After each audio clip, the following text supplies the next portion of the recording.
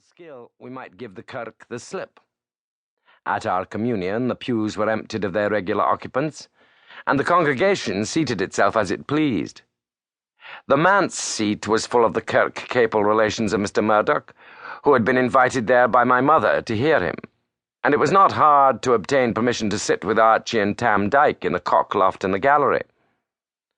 Word was sent to Tam, and so it happened that 3 abandoned lads duly passed the plate and took their seats in the cock-loft.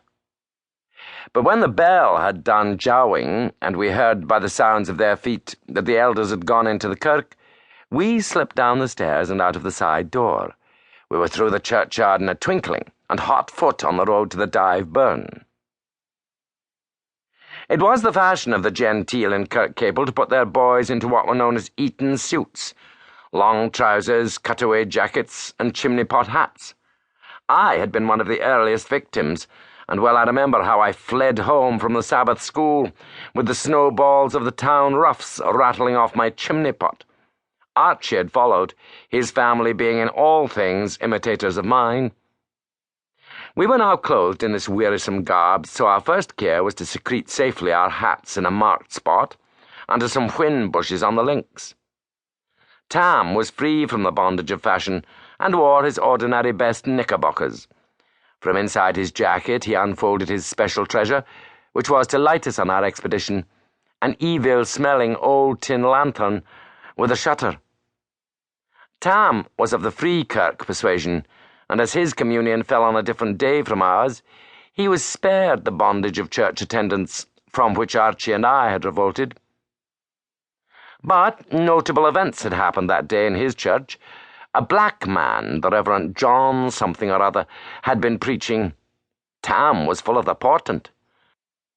"A nigger," he said, "a great black chap as big as your father, Archie." He seemed to have banged the bookboard with some effect, and had kept Tam, for once in his life, awake. He had preached about the heathen in Africa, and how a black man was as good as a white man in the sight of God, and he had forecast a day when the Negroes could have something to teach the British in the way of civilization. So, at any rate, ran the account of Tam Dyke, who did not share the preacher's views. "It's all nonsense, Davy. The Bible says that the children of Ham were to be our servants. If I were the minister, I wouldn't let a nigger into the pulpit. I wouldn't let him father the Sabbath school."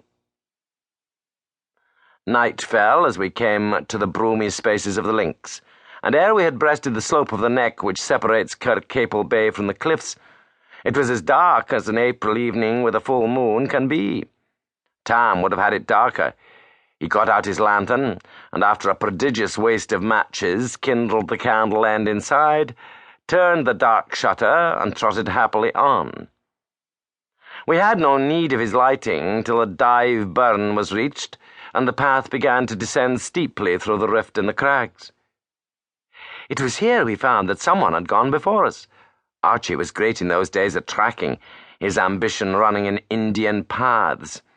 He would walk always with his head bent and his eyes on the ground, whereby he several times found lost coins, and once a trinket dropped by the provost's wife. At the edge of the burn, where the path turns downward, there is a patch of shingle washed up by some spate. Archie was on his knees in a second. "Lads," he cried, "there's spoor here." And then, after some nosing, "It's a man's track, going downward, a big man with flat feet. It's fresh, too, for it crosses the damp bit of gravel, and the water has scarcely filled the holes yet." We did not dare to question Archie's woodcraft, but it puzzled us who the stranger could be. In summer weather you might find a party of picnickers here, attracted by the fine, hard sands at the burn mouth.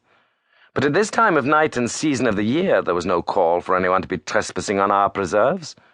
No fishermen came this way, the lobster pots being all to the east, and the stark headland of the Red Neb made the road to them by the water's edge difficult. The tan-work lads used to come now and then for a swim, but you would not find a tan-work lad bathing on a chill April night. Yet there was no question where our precursor had gone. He was making for the shore. Tam unshuttered his lantern, and the steps went clearly down the corkscrew path. "Maybe he's after our cave. We'd better go cannily." The glim was doused.